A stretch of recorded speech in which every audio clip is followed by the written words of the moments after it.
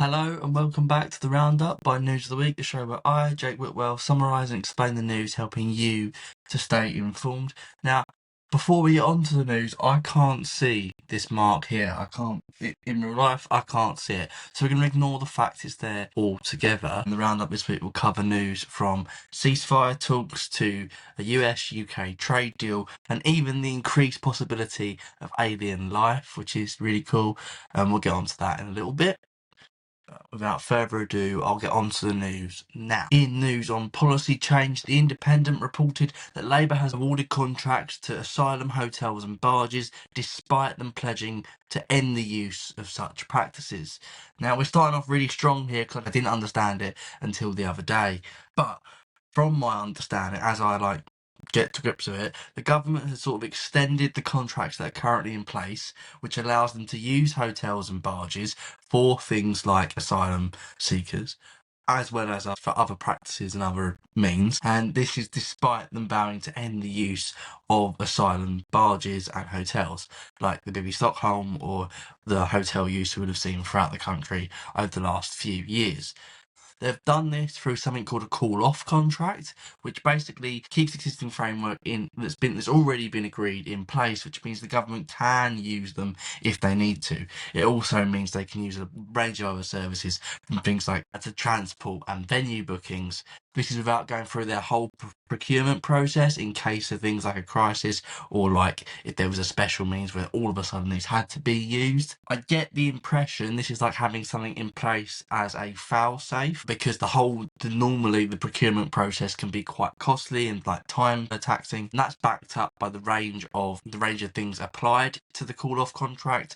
It's not just the use of asylum hotels, as I understand it. A government source also sort of reinforced this by saying we're trying to cover as many possible uses as you can think of, and if there's only a 0.1% chance of them being used, no one has a crystal ball, so they're just trying to sort of have that reassurance that they can use more asylum hotels and barges if they had to. Obviously, this has been met by backlash from other political parties. The Greens called the practice inhumane and called on the government to expressly say they're going to stop it. And the Conservatives said the government was taking the British people for a ride. The Independent also noted that more time is needed to sort of achieve the best version of the Hillsborough Law. In a previous episode of the Roundup, we covered the Hillsborough legislation, with the government cancelling a meeting of campaigners at that point. The bill is set to introduce a legal duty of candour, which would require service providers and event organisers to take measures to sort of limit the risk of things like Hillsborough happening again. There is a debate around some of the implementation of this duty of candour and whether it will actually be a legal requirement. In news on foreign policy, I covered comments from an ex-ambassador to the USA who has said the UK must choose a Brexit reset over a US trade deal. Lord Kim Darroch said that there was a lot of misplaced optimism in the possibility of a trade deal with the USA. This is after progress over the subject seemed to reach a bit of an impasse. He said the deal would likely have to involve a big concession, and that they're a big concern, and we already know there are big concerns over things like pharmaceutical imports, like tech taxes and food standards, as well as also online safety legislation. Those are all pretty big concerns of politicians and people in the UK. Basically, we don't want chlorinated chicken, tech people being able to dodge tax, or like an online Wild West. Pink News also covered the trade deal with the USA, and they said the UK government has been reportedly told to roll back its anti-LGBTQ plus hate speech laws to secure a trade deal. This reportedness has come from a senior US figure who apparently is familiar with the deal, and they've said that the UK has to roll back its hate speech laws in order to secure a deal. Well, it's sort of being termed a no free speech, no deal sort of thing, although Downing Street has said it is not a feature of the negotiations, and so that pretty much confirms it's probably just speculation. In news on other politics, ITV News noted Birmingham bin workers have rejected a partial deal from the local council. At the moment, strikes are ongoing in Birmingham, and they've resulted in rubbish piling up and rats roaming around the streets. The Unite Union workers have voted against a council deal, which Unite has said the deal would have still seen workers lose money in the long term. It's also said the deal didn't cover potential pay cuts, which would affect around 200 workers. The deal was voted down as it did not address all the issues, according to the union. But Birmingham Local Council said it was extremely disappointed by the rejection of the deal, although negotiations remain ongoing and the doors remained open. Deputy PM Angela Rayner shared the council's view and said the council presented the union with a much improved offer and urged the workers to accept the deal. She said 2/3 of the rubbish had been cleared and they were working on increasing that. Conservative MP Wendy Morton of Oldbridge Brown Hills, which lies in the Walsall borough, said the situation in Birmingham shows how Labour is failing residents and the region in general. The Lib Dems are calling for the army to be brought in to clear the rubbish, and the local council has said it has collected 11,588 tonnes of rubbish since the 4th of April. The Times reported Starmer has been forced to pay tax on clothes he accepted from a donor. His total tax bill was just over £53,000, and some of this covers clothes he received from Lord Ali, Labour donor. It's been reported Starmer accepted £16,000 worth of free clothes from the Labour donor, as well as over £2,000 worth of glasses. And as someone who wears glasses, even though they're expensive, that's a lot of glasses, because I don't know about anyone else, but I only have the one pair. So there. The Times also noted the Greens have said the debate around single-sex spaces is an attack on trans people. Scottish Green Minister for the Scottish Parliament, or MSP, Ariane Burgess, I'm probably pronouncing Ariane wrong. That doesn't sound right. Anyway, she represents the Highlands and the Islands in the Scottish Parliament, and she complained that the rights of trans people to merely exist was repeatedly being challenged in the Scottish Parliament. She was then accused of shutting down parliamentary debate, and there is some debate over the validity of her examples of this questioning. Sky News noted Scottish First Minister John Swinney has defended a pay rise of around 20,000 for SNP ministers as fair. First Minister has lifted a freeze on Scottish ministerial pay, which has been in place since 2009.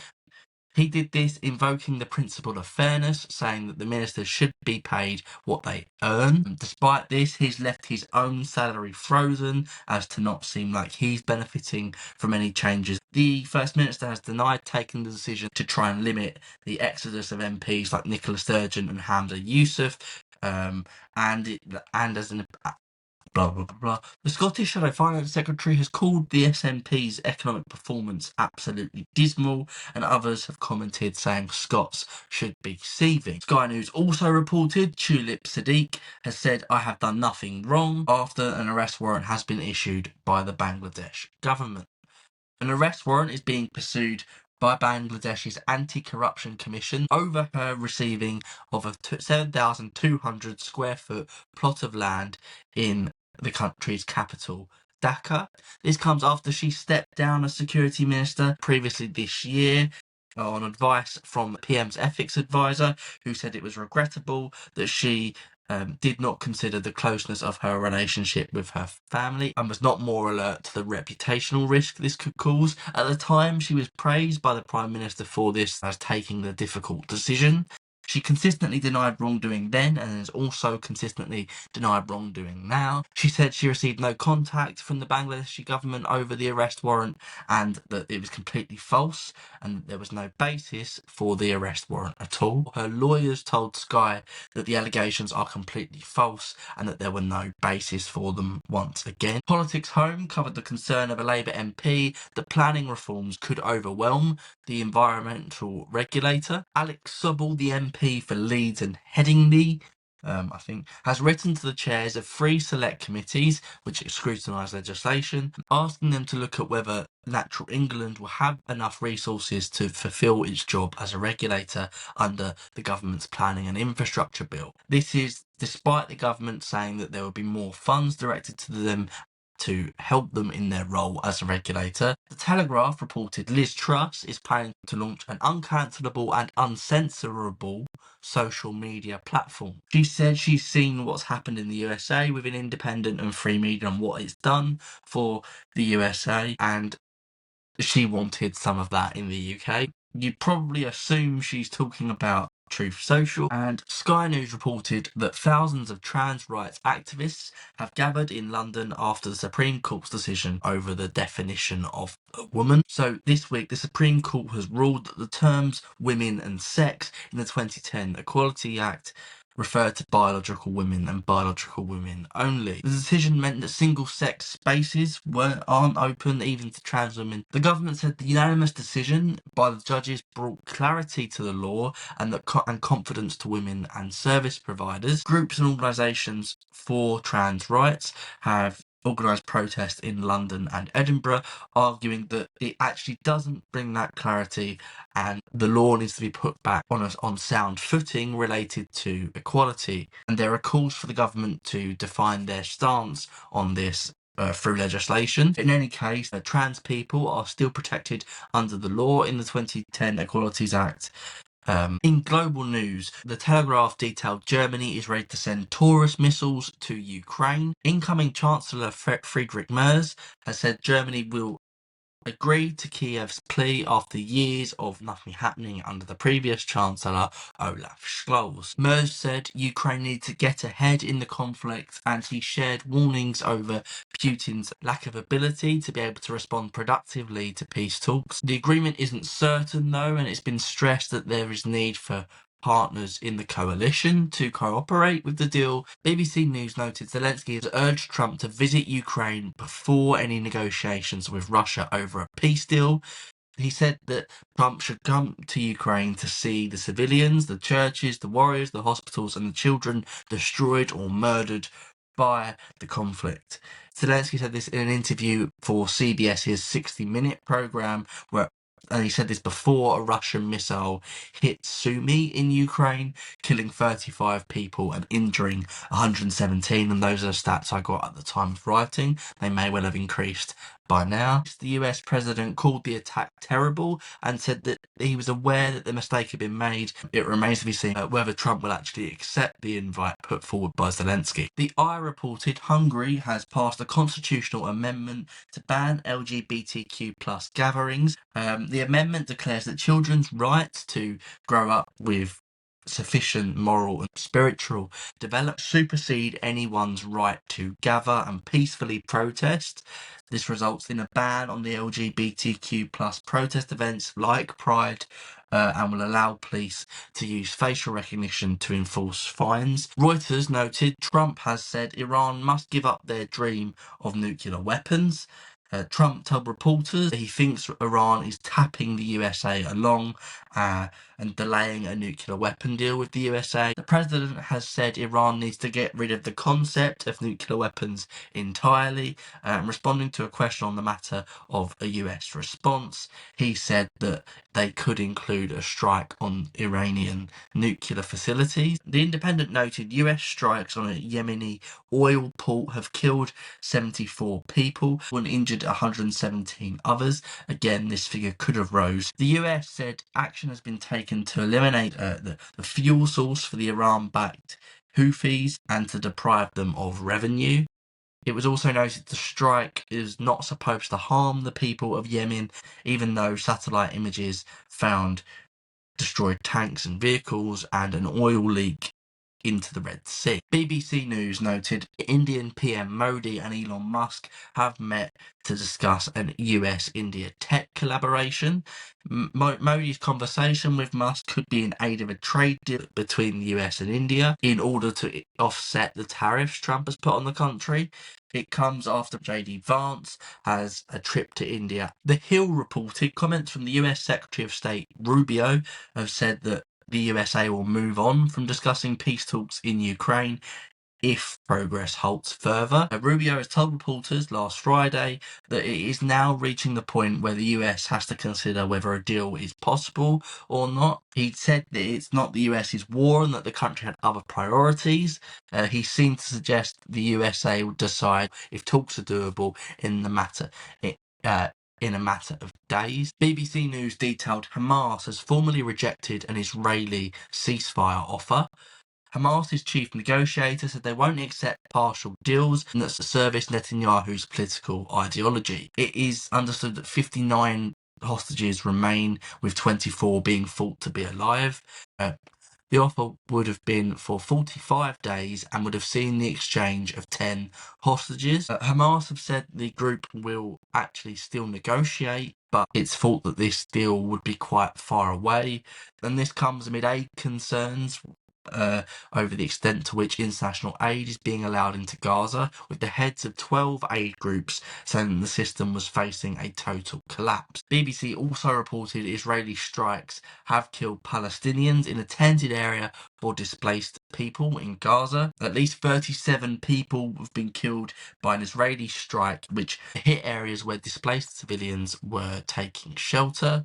The IDF did not comment on the situation immediately, but said that they were looking into reports of a strike. Another article by BBC News noted that Pakistan have expelled tens of thousands of Afghans. This comes as Pakistan has accelerated its deportation scheme of Afghanis after it has said that it cannot cope with the numbers due to national security concerns and due to a strain on resources. It's been met with deep concern from the Taliban's foreign minister, and half of the Afghans that are being deported do not have proper documentation, and so it's making it really hard for them to verify claims of whether people have actually been born in the country or not. CNN detailed that Putin has declared a brief Easter pause in the Ukraine war. Putin said that all hostilities will halt between Saturday and Sunday, with Putin adding he assumes the Ukrainians will follow suit. Putin said the truce will help Russia determine how sincere and serious Kiev is about achieving a ceasefire. And Putin's decision has been met with skepticism by Zelensky, who posted on X saying that it is another attempt by Putin to play with human lives. It's unclear whether the president will agree to the stop in fighting. In news on stats and trends, The Independent noted more migrants have arrived in the UK after a record number of English Channel crossings. 56 people made the journey in 11 boats last weekend, bringing the total for the year to 8,064. That is higher for the same period last year, which itself was a record-breaking year. It's not quite the highest daily total of migrant crossings, though, which was 1,305 in 2022. The Times reported experts have warned that a rise in CT scans could have caused thousands of cancer cases. A new study by the Institute of Cancer Research, the ICR, has estimated that 103,000 cases of cancer could be caused by the overuse of CT scans in 2023. That includes 10,000 cases involving children. In the USA, CT scans are used a lot more than in the UK. They have around 250 scans per 1,000 people compared to our 100 scans per 1,000 people. And the UK generally has one of the lowest scan rates per 1,000 people in OECD countries. And the researchers have said people should still take their CT scans if they are invited to take them, but has warned against the use of them. The Times also reported that 112 wildfires have left an area the size of Liverpool in the UK burnt. There have been a total of 112 wildfires in 15 weeks, making this year one of the worst for wildfires in Britain on record. Overall, 95 square miles have been burned. The Times reported that 1,700 children are referred to social services every day. There were 621,880 referrals to children's social services last year, according to the local government association. And I'm sorry for reading off the script at this bit, I get confused with the numbers. More than half of these cases involved neglect as their primary need, with domestic abuse and mental health problems. They've also played a key role. Children's social care is a big part of the council's role, and it rose to 11% of their budget last year. That equalled around £14.2 billion. In non-political news this week then, BBC News covered Manchester Arena victims' disbelief that the bomber was able to attack police officers. The family said the bomber in question should not be able to access anything that he can weaponize and urged the government to make sure he cannot hurt anyone else. They wrote a letter to the Justice Secretary expressing their disbelief, calling Abdi evil and a danger to life. And other family members also commented, saying the incident was sickening and outrageous, and the attacker, Abdi, assaulted 3 officers in prison with improvised blades and hot cooking oil.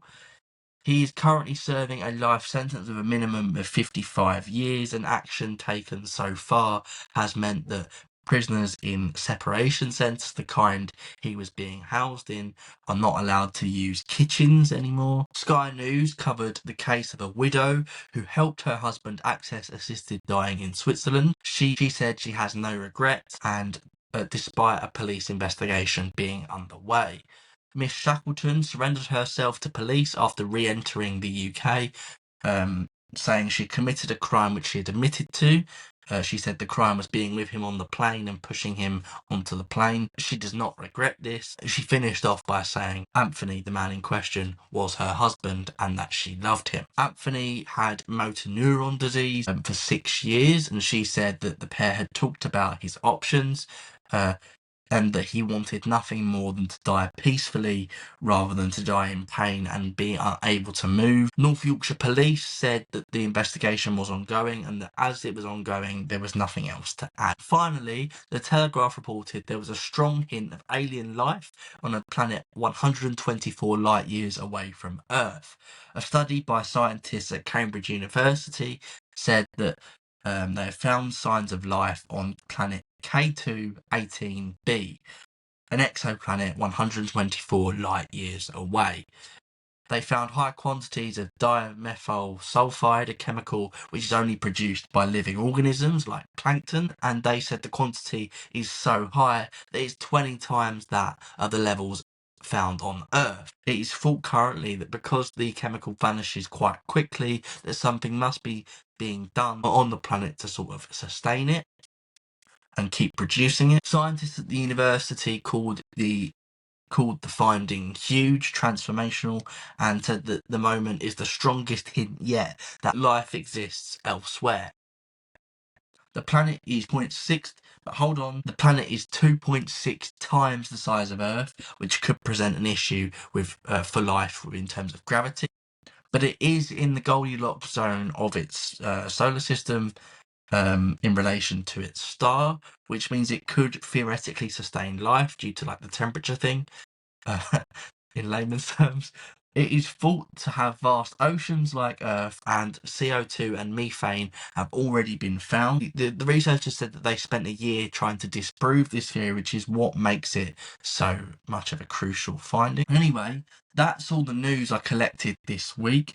I hope you found it useful and informative, and if you have any questions or any suggestions or anything to say, please let me know in the comments below. Please remember to like and subscribe and follow this podcast if you find it useful, so you can get your weekly news roundup and so I can help you stay informed. And that's it. Bye.